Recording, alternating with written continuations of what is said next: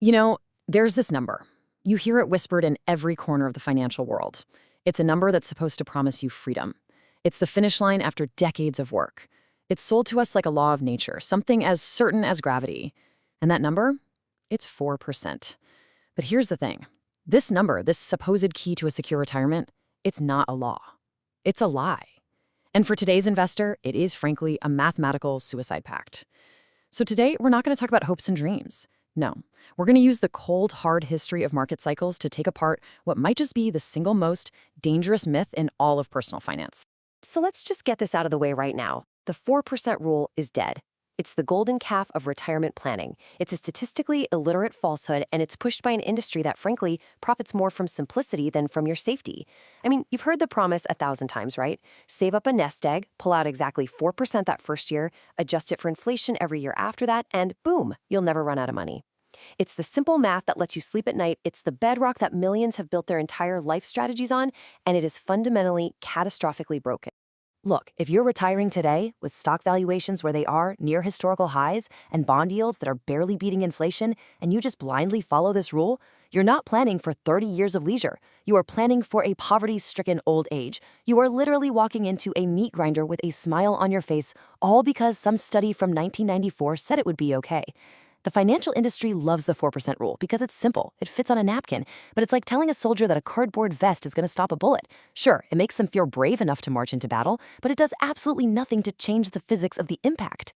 To really get why this rule is so flawed, we've got to go back to the beginning. We have to understand the world it was born into, and more importantly, why that world just doesn't exist anymore. We're going to dissect the original research and uncover the single fatal flaw that was hiding in plain sight the entire time, the worst-case scenario that has now become a very plausible reality.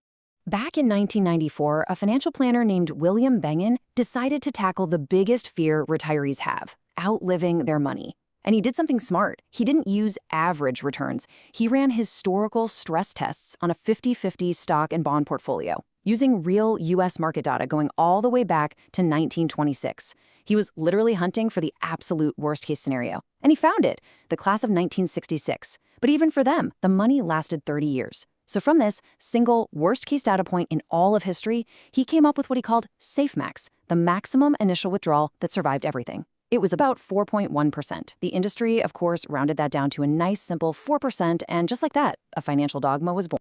And this right here, this slide, reveals the rule's original sin. See, back in 1994, when Bengen ran his numbers, you could get a 7 to 8% yield on a 10-year treasury bond. Think about that.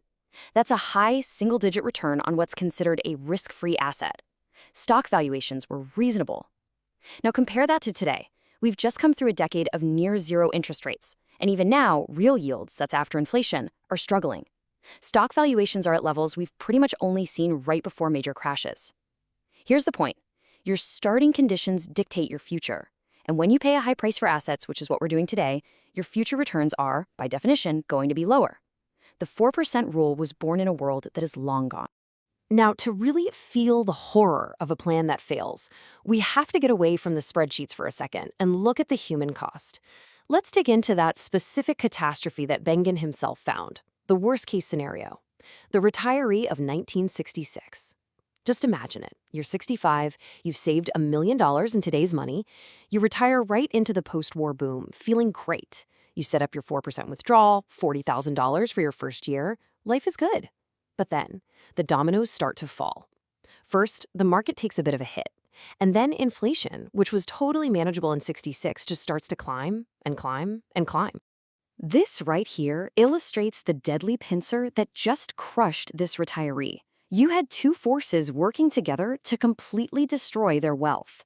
As you can see, their portfolio's value is shrinking because of bad returns. But at the exact same time, the rule's inflation adjustment is forcing their withdrawals to get bigger and bigger every single year. By the time the '73 market crash hits, they're pulling out huge amounts of cash just to keep up with the cost of living, which means they're selling off massive chunks of their portfolio at rock-bottom prices. So when the Great Bull Market finally took off in 1982, it didn't matter. There was nothing left. Their capital was gone. They followed the rule perfectly, and it led them straight to ruin. Okay, so here's the kicker. What happens when we rerun Bengen's numbers, but for today's world of high valuations and low yields? Well, researchers like Wade Powell and Michael Fink, they've done exactly that. And the result is, frankly, terrifying. The new safe withdrawal rate isn't 4%. It's not even 3.5%. For a lot of very plausible scenarios, it drops to as low as 2.8%. That number you see on the screen, negative 30%, that's the pay cut. On a $1 million portfolio, the 4% rule promises you $40,000 a year. Today's reality, you can only safely spend about $28,000. That's the difference between travel and triage, between dignity and dependence.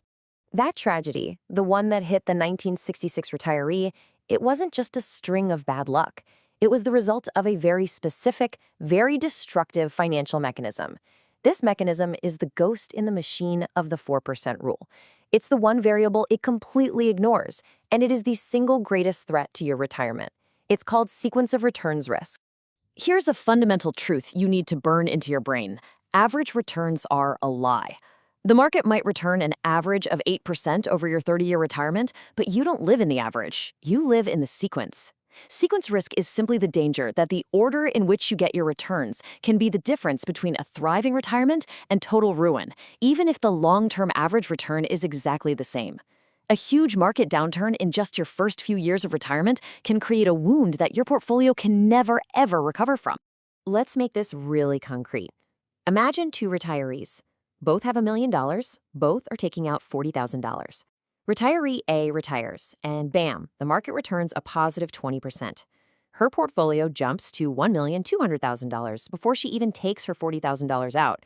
So her withdrawal is now a tiny fraction, just 3.3% of her new, bigger portfolio. She's in great shape. Now look at retiree B.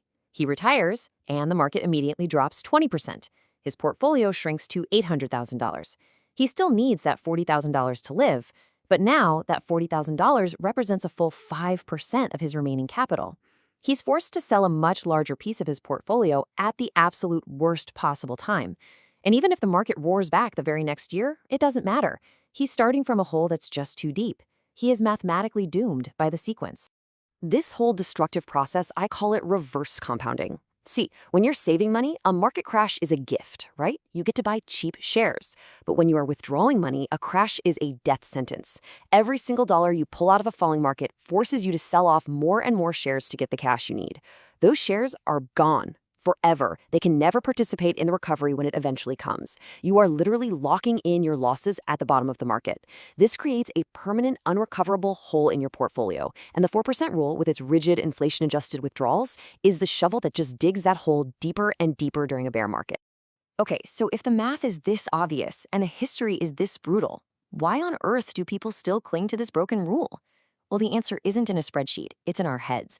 We are all victims of a really powerful cognitive bias that has warped our perception of risk for an entire generation. So yeah, why do we do it? Why do we bet our whole future on a number from a world that doesn't exist anymore? It's because our financial intuition, our gut feeling about the markets, has been shaped by a 40-year-long anomaly. We are suffering from a massive generational case of what's called recency bias. This tendency we all have to believe that the recent past is a reliable guide to the future. The thing is, from about 1982 all the way to 2022, investors were living in this financial golden age. The single biggest reason for this was the relentless fall in interest rates, from a staggering 18% all the way down to basically zero. This created a massive multi-decade tailwind that just lifted all boats, all asset classes. See, falling rates make future corporate profits more valuable today, which pushes stock prices up, and they also directly increase the price of older bonds. During this whole period, you could make mistakes, you could withdraw 4%, 5%, even 6%, and this incredible tailwind would often bail you out. This anomaly made the 4% rule seem not just safe, but actually conservative. And this is the textbook definition of recency bias. As humans, we're wired to believe that if the watering hole had water yesterday, it's gonna have water today. It's a survival mechanism. But in finance, it's a trap. We've taken the anomaly of the last 40 years and we've extrapolated it into a permanent law of physics. We've started to believe that markets always bounce back quick, that the Fed will always ride to the rescue, because, well, that's been our recent experience. But that tailwind of falling interest rates, it's gone. To bet your survival on it coming back is not investing, it's gambling. All right, so if the old rule is dead, what do we do? Is retirement just impossible now? No, of course not. But it demands a new protocol. We have to ditch the passive set-it-and-forget-it mentality of the 20th century and adopt a dynamic, intelligent strategy that's actually built for the realities of the 21st. I call it the ANALYST protocol. It's a 3-part framework, and it's built for one thing: resilience. It is not a single number. It's a set of adaptive rules. First, we just have to accept a more conservative mathematical reality by lowering our baseline withdrawal rate. Second, we build in flexibility with dynamic spending rules. And third, we create a direct defense against that sequence risk with a cash buffer. Step 1 is the toughest pill to swallow because it means we have to face reality. In a world of high valuations and low expected future returns, you simply cannot start at 4%. The new baseline for a truly safe 30-year withdrawal rate is much closer to 3%. I know that hurts. It means you need more money to get the same income. A $40,000 a year lifestyle no longer requires $1 million. It now requires something like $1.3 million. But acknowledging the actual size of the mountain is the first and most crucial step to climbing it. Step 2 is where we build in the flexibility that the 4% rule just doesn't have. Instead of blindly taking out your inflation-adjusted amount every single year, no matter what, you implement guardrails. You adjust your spending based on how your portfolio is doing. If the market has a great year, sure, give yourself a raise. But, and this is the crucial part, if the market crashes 20%, you don't take an inflation adjustment. You might even take a small, temporary 5 or 10% spending cut. By just agreeing to tighten your belt during the bad years, you dramatically reduce the risk of selling your assets at the worst possible time. It preserves your capital for the recovery. You have to act like a CEO managing cash flow, not like a passive beneficiary. And finally, step 3. This is our direct shield, our defense against that sequence risk we talked about. You simply cannot have 100% of your portfolio exposed to market swings on the day you retire. You have to build a buffer. This means holding 2 to 3 years of your essential living expenses in completely safe liquid assets like cash or short-term bonds. So when the stock market inevitably crashes, you do not sell a single share of stock. You live off your cash buffer. You burn the buffer to buy your portfolio the most valuable asset there is in a crisis: time. This lets your stocks and other assets recover without you being forced to lock in devastating losses. It is the single most effective way to defuse the time bomb that destroyed that 1966 retiree. Look, the 4% rule was a beautiful idea, born in a simpler time, but we don't live in that world anymore. The idea of a passive retirement is dead. You can't just pick a number, close your eyes for 30 years, and hope for the best. You have to stay an active, intelligent participant in your own survival. You've got to respect the math, you've got to respect the historical cycles, and you have to realize that the only safe retirement strategy is one that can adapt to reality. So I'll just leave you with this one question. Take a hard, honest look at the assumptions that your entire financial future is built on. Are they grounded in the unprecedented tailwinds of the late 20th century? Or are they built to withstand the complex, and let's be honest, more difficult realities of the 21st? The answer to that question could be the difference between the retirement you've always dreamed of and the one you'll be forced to endure.